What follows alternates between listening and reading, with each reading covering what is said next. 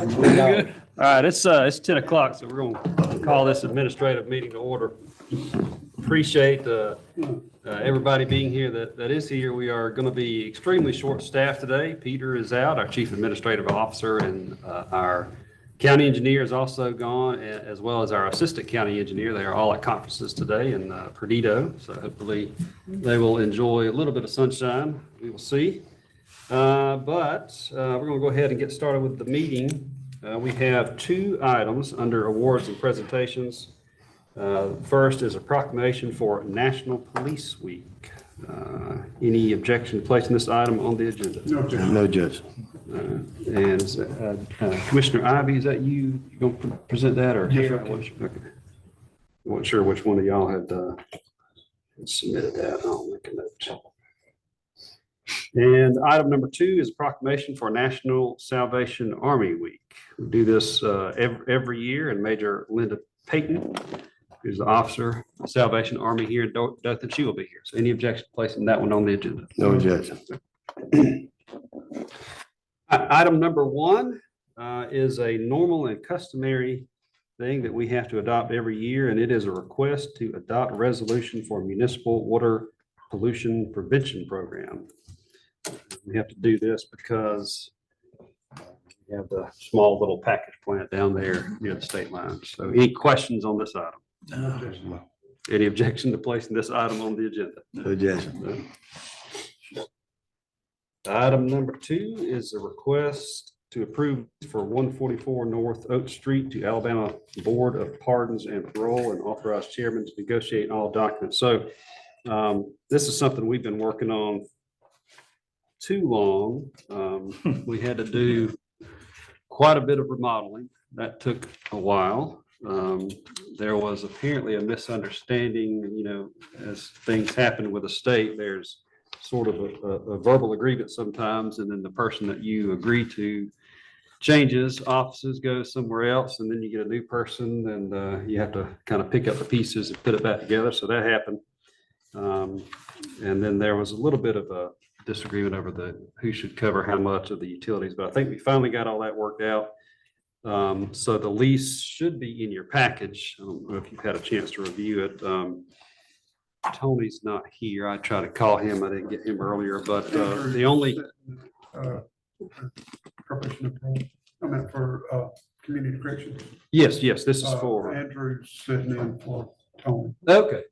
Yeah, you can come forward. There may be some questions about. I know the biggest concern that I had yesterday, and after discussing with everybody, and you have to turn that around and press that little button. Yep, there you go. Was on parking, and Tony told me that community correction was needed. Is it 14 spots? 10. I think it's 10 10 spots. for y'all, 14 for probation and parole. I think that's correct. Okay. Corrections, 14 for probation and parole, and the balance would be obviously utilized for the sheriff's department for court security. So, and there was Commissioner Ivy, how many spots? You remember total? We have 6 working court on Monday through Friday. And then any time that a deputy or somebody has to go get warrants or goes to court, we need a spot or 2 for them to. So be 6 able to 8, park there something like that.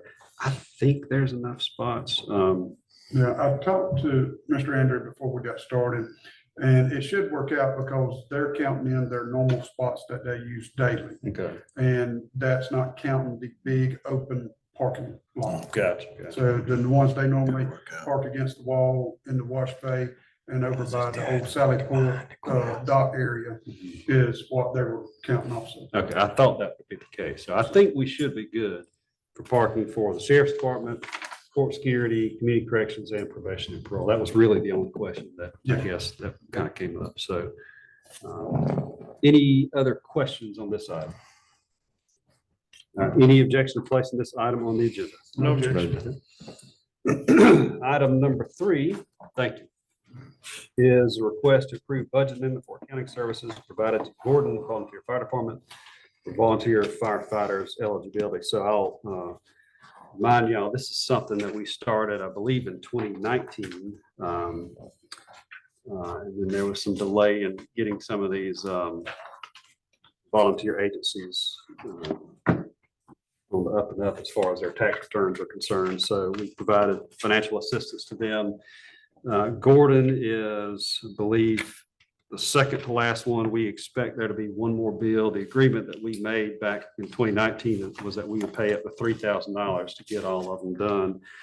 This bill came in at $2,800. And so that is the request that is before each of you gentlemen. So any questions about this? Any objection to placing this item on the agenda? No objection. Item number 4 is a request to approve letter of intent related to potential purchase of real property. I'll go ahead and say this. There's not a lot of information that we're going to share today. The law allows us to not disclose certain information, especially as it relates to the purchase and sale of real property. And this is to protect the taxpayers' interest, because if people find out that we're interested in property, sometimes the value tends to go up quite a bit. So anyway, we will release this information later if we decide to purchase this property. This is not a request to approve the purchase. This is a request to essentially set the basic terms, the price, which is not going to be disclosed today, what exactly we're buying, which is not going to be disclosed today or Monday. This is just kind of to set those items so that the seller understands what we're willing to buy and vice versa. So make sure we're all on the same page. So there will be a due diligence period after this. And then there will be a subsequent vote later on to actually purchase the property. So any questions on this item? Any objection to placing this item on the agenda for Monday? No objection. No objection. Item number 5 is a request to award bid for hot plant mix to lowest bidder meeting specs. Any objection to placing this item on the agenda? No objection. Item, nope, that's it. Anything else to be considered for the agenda for Monday? Hearing none, we do have one privilege on the floor request. Mr. Gary Knight. I'm not gonna read everything. We all know what you're here to talk about, so I will give you 5 minutes. The floor is yours. Okay, my name is Gary Knight. What I'm wanting to address. Hey, You turn the clock in. make sure that, yep, there you go. Good to go. What I'm here is again to address openness in government. We need to be sure that we follow the law. Act number 569 or amendment 569 addresses county. Now, in the preamble, it says that the county commission may promulgate rules and shall, doesn't say you may, or if you feel like you shall ensure proper spending of the monies. This has not been adhered to, in my opinion. There's certain restrictions CATA has that they've self-imposed. Number one, they cannot contribute directly to churches. This has not been adhered to. $10,000 went to the Harbor Church. Good cause, but it's still a violation of the exclusionary. Political organizations or causes, Ku Klux Klan, Black Lives Matter, you can't do that. 3, grants outside the Houston County service areas. This has been ignored. They have not done this. In the 2022 Henna Foundation charitable donations, Ashford High School, $5,000. Bill County High School, I'm sorry, that is outside Houston County. Henna High School, $5,000. That's outside Houston County. Wicksburg High School, $5,000. Why is this not being addressed? That's $15,000. Money that charitable organization was given to an employee who went to Florida and formed a corporation. He took the money that was given to him by Heather, this is non-disputed, and bought land at 636 D Hodge Road for $381,200. He held on to this property, and another employee from Heather resigned, went to Cheyenne, Wyoming, formed TCBC, and after a few months, the land that was bought, the 636, was given to TCDC for $100 quick claim. I'm sorry. This stinks. This stinks. It needs to be addressed. I'd ask, for an audit. I'm not supposed to say audit, I guess it's thing. But all we're doing, we're not accusing anybody of anything. We're simply saying we need to clarify. If it's legal, then the auditors ought to be able to do it. I was just informed by a commissioner that this is being looked into. This is the first I'd heard of it about 10 minutes ago. We need to be accountable for what we do, and also promulgating rules. You have the authority and still maintain control over HEDA. If you don't have control over HEDA, then you cannot promulgate a rule over it. But that's in the law. It's not a suggestion. I think it needs to be. People don't trust government, and I wonder why. Because we're keeping secrets from the public. These are things that the public, why do I say? We got a Secretary of State in Alabama. Why do you have to go to Florida to form a corporation? Why do you have to go to Cheyenne, Wyoming to form a corporation? This is something that's done to hide from the public where the money's going. HEDA has done some good things.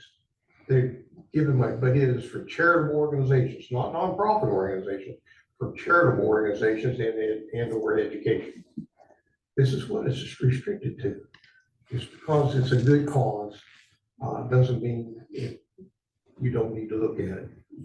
One of the letters, charitable organization donations that I just read from, a motion was received and seconded from Peter Covert, and the 2022 donations were unanimously approved. Well, I talked to Peter, he's never attended a meeting. How do you second something like that and you've never been to a meeting? These are things that we need to start dotting our I's and crossing our T's. Y'all are good people. You're as good as commissioners as any of the state, but you need to sit down and decide you're going to and share this information with the public, make it available to them, or you're going to hide it. If a rancher doesn't want his cattle brand checked, then that's the very hurt you need to be checking. If you say, well, we don't need to look into it, you do need to look into it. You have the authority to do it, and you have the right to do it. It may not be a violation of law, but you also have ethics to consider. So it needs to be looked into, folks. Get an audit. They say it's okay. You won't see me anymore. Well, I hope you see me. Anyhow, I do appreciate your time, opportunity. All right. Thank you, Mr. Gary Knight.